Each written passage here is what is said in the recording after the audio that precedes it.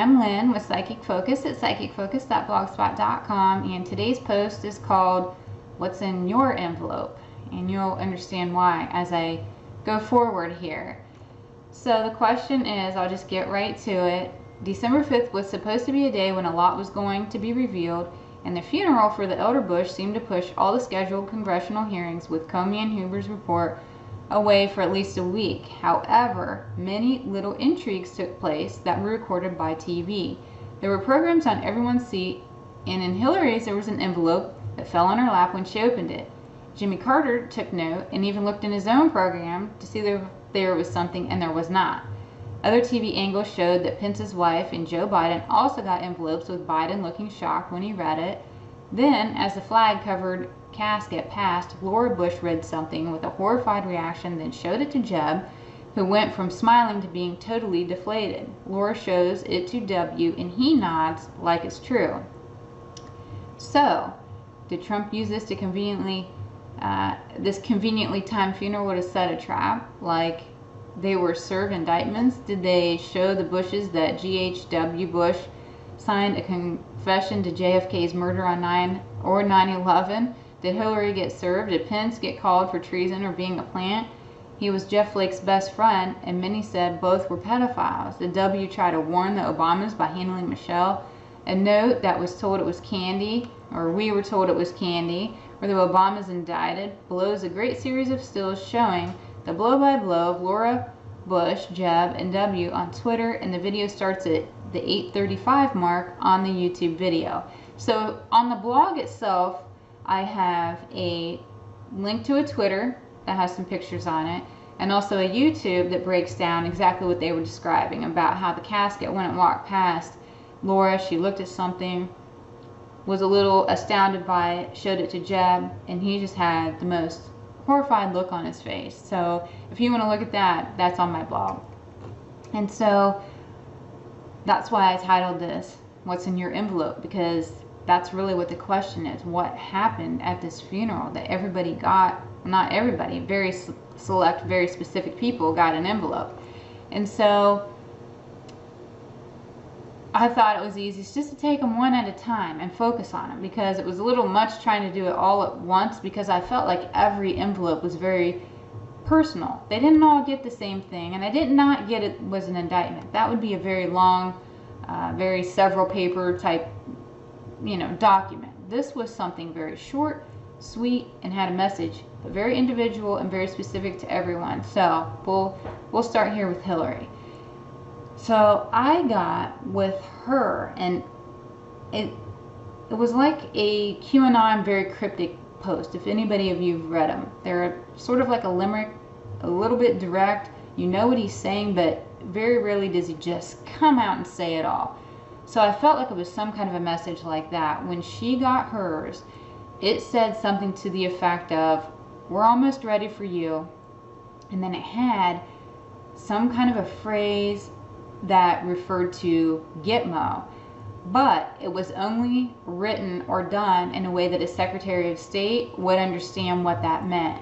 So she knew that was for her, and it was something about that. Now mind you, Trump's done this thing where he's enabled the military to do trials and all these different things, because there's so many sealed indictments, they can't even funnel through the legal system.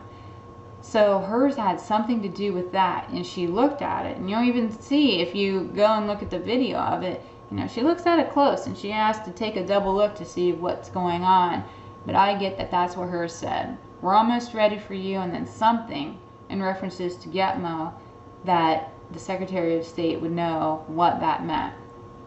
Okay, so Biden, I get when he opened his, it was a mock ticket to a very special island that he has gone to, kind of known for some pedocentric activity, if you know what I'm getting at. I'm trying not to get flagged here. So nonetheless, I felt it was somehow tied to that, and it was done in a joking way, but in a way that he knew what the message was, and it wasn't very funny to him. So it was very alarming and very concerning, because he didn't know who put this note there, How did it get there? Who has seen it? All those other kinds of things. It was so random and just very unexpected. So the bushes. Okay, so theirs look like some kind of a collage. And when I say a collage, it looks like there was a few different pictures put on this piece of paper, but it was something you could see kind of quick and know instantly what it meant, because each message was meant to be seen and be understood within a few moments. It was enough to really just kind of like a gut punch is what it felt like. So I saw in one of the photos of this collage, Bush Sr. with Kennedy's. No words, no text, but we knew what, or they knew what this picture was getting at. Another photo on the collage was him shaking hands with bin Laden, almost like there was some deal or an agreement, or maybe they were old buddies from some time. And the third was, in my impression, somehow I just knew they were a drug dealer, and they were standing in a poppy field. And I kept seeing images referencing back to The Wizard of Oz when Dorothy was in the poppy field. But I felt as though that was symbolic to clue me in, so I knew it was a poppy field. Otherwise, I would really have no idea what that would mean. So that was the image that I got to clue me in. Okay, so they're in a poppy field and they're shaking hands. And like I said, my impression was that it was a drug dealer. So at a really quick glance, the message was clear that something was happening. And oddly, I get that George knew about it, or he somehow suspected or knew that it was going to happen through a contact of his. And he did try to warn Michelle, but I also got more strongly than even trying to tell Michelle, was he delivered a speech, and he was very intent on, you know, when he was talking about his father, and his father believed in telling the truth and, you know, being accountable, don't blame other people for your problems, like that kind of stuff. And it's almost because he knew this truth was going to be released, even if it was at his death that it occurred. It was like he knew. So I feel as though Bush Sr. sort of helped to even propel this, maybe even helped to provide or somehow leak this, knowing that he was about to pass away. So it was almost like he was saying, you know, don't make other people accountable, always tell the truth. And sort of on his deathbed, he allowed some of this to get out. But oddly, it came back and funneled through Q, because I got all of the above. The thing to Hillary, the thing to Biden, the thing to the Bushes, all of the above were signed looking forward to getting the party started Q. So it was as if Bush let it out, but somehow Q was privy to all of it, and Q allowed all this to happen. Then at the end, I heard the wheels are in motion, and just like force, once in motion, they stay in motion. So I think we have some very exciting times ahead of us. Some things are really happening, and I don't see that they can necessarily be stopped unless we go through a radical timeline jump. And really, that's it. I want to thank you for listening. Please feel free to leave a comment, like me, share me, all those things. They help me so much.